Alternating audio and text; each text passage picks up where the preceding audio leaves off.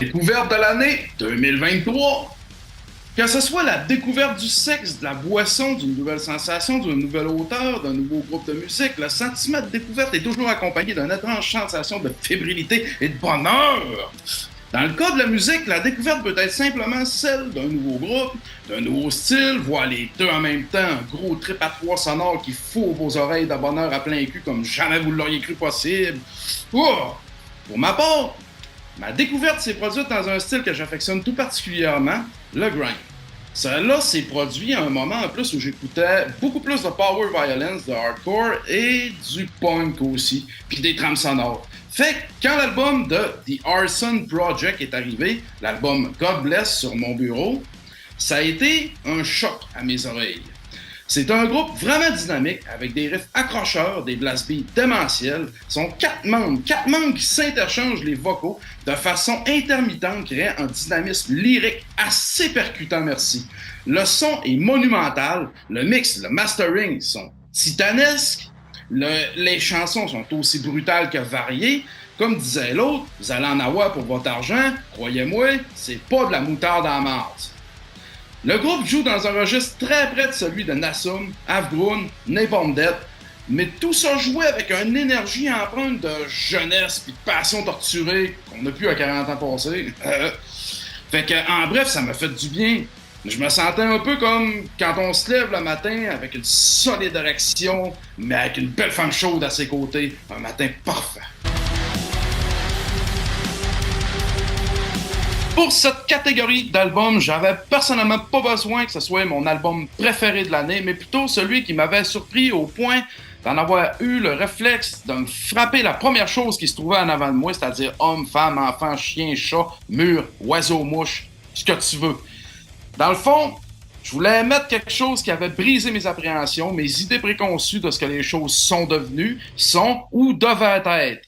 Et ça, dès la première écoute. Je voulais aussi mettre de la musique qui m'avait rappelé que peu importe à quel point tu te crois blasé, érudit ou certain de tes résolutions, que la surprise est jamais bien loin à t'attendre dans un coin, prête à t'assommer puis à te ramener sur terre de force. Donc, j'en ai juste deux. Mon premier, Dying Fetus, Make Them Beg for Death. La magie, pour moi, il était plus. Si je trouvais que le groupe était encore bon et toujours de classe supérieure, pour moi, le frisson et l'hystérie du moment étaient plus comme au départ.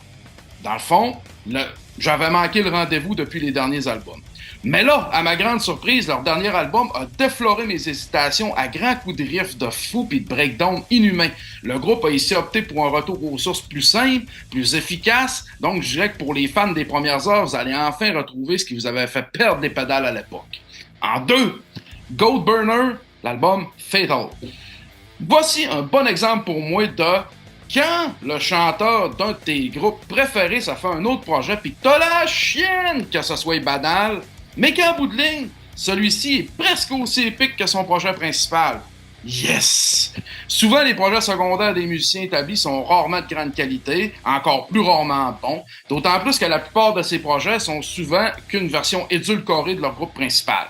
Mais ici, non seulement Goat Burner est un groupe aux sonorités très différentes de celles de Rotten Sound, mais sont aussi violentes que celles de Rotten Sound. C'est un groupe original et incroyablement brutal que vous allez apprécier découvrir. Ben oui, à qui qu'on le donnait, album Grindcore de l'année. On le savait déjà, les gars voulaient un top Grindcore de l'année, c'était certain que ces hosties-là allaient me demander de le faire. Voyons, preuve que le racisme systémique peut s'appliquer à tous et à tout moment. Mais bon, les Germaines du QG Metal Minded ont quand même eu la décence de le demander poliment, avec un beau plateau de saucisses. Donc j'ai fini, après maintes élucubrations dans le vide puis quelques crises de colère, par décider de le faire. Donc, on passe au sujet. Très grosse année dans le grindcore cette année. La scène a été en effervescence comme si elle avait le feu aux fesses et c'était beau à voir, j'avais jamais vu ça à ce point-là.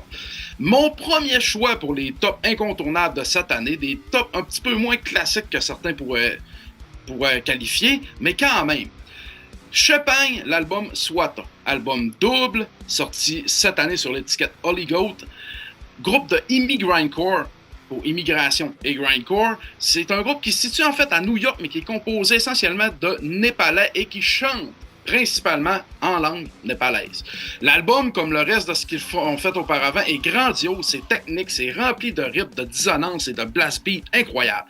Ils ont fait aussi participer ensemble des musiciens du monde entier sur le côté C de ce double album, projet à lequel j'ai même eu moi l'honneur de participer, donc génial, sorti sur GCBT Media et Holygoat est disponible partout, vous seriez complètement fou de vous en priver.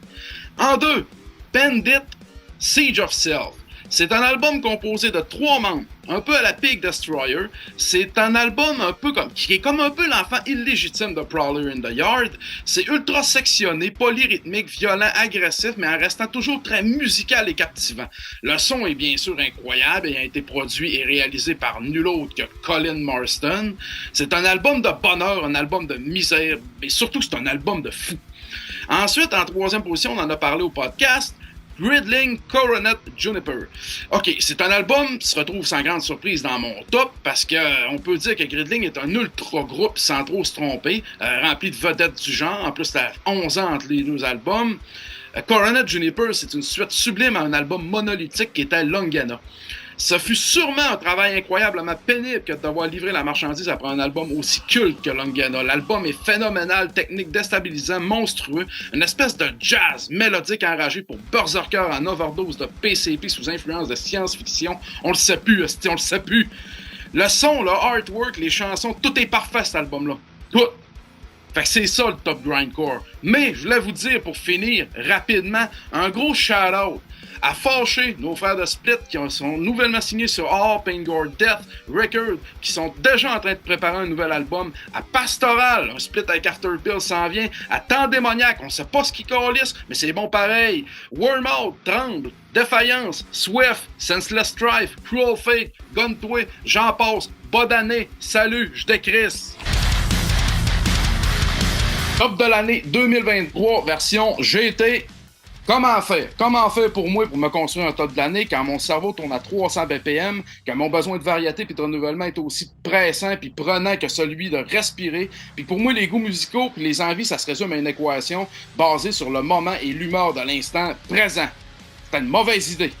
La musique étant un univers infini de possibilités où chaque journée peut être un voyage dans une galaxie différente de la précédente, j'aurais pas été capable de me sentir bien avec ça parce qu'à chaque fois qu'un nom serait sorti, dans ma bouche, 20 autres se seraient battus afin de prendre la place du suivant, puis au bout du compte, les oubliés auraient hurlé au scandale pendant des semaines, saccageant au passage dans une émeute monstre, toutes les certitudes dans lesquelles j'avais ancré mes positions, me payant de ce fait un joli voyage en première classe vers le monde de l'insomnie et du remords. Donc, tout ce qui compte, dans mon sens, c'est que l'année 2023 fut très forte en rebondissement et en production de haut calibre dans tous les genres et sous-genres du métal, laissant probablement beaucoup d'entre nous sans voix et avec quelques côtes fracturées. La scène locale a été fertile en sorties de qualité comme rarement elle l'avait été dans son histoire. Cruel Fate ont sorti un 2e album qui est digne des légendes du genre. Serpent Corpse sont venus mettre du gaz sur une flamme que je croyais éteindre dans mon cœur et à ma grande surprise, le pain a levé. Personnellement, nous autres Chadel, on a sorti 2 splits qui ont été reçus de façon grandiose. On a pu jouer un peu partout au Québec comme jamais on avait pu le faire avant. En plus qu'on est allé jouer aux États-Unis, il y a des labels comme SO2 Records, D7i, qui sont investis plus que jamais à distribuer et à produire des groupes québécois de qualité. En bref, 2023 était une année épique qui mérite en tant que telle et sans distinction de genre la seule et unique place sur le podium des tops de l'année. J'espère que vous avez eu autant de plaisir que moi à noyer vos peines, brûler vos colères, hurler à la gueule de vos démons, à découvrir, à aimer, à détester, à tout simplement passer le temps en compagnie de bonne musique en cette année très riche en violence auditive que fut 2023. Ciao bye les boys!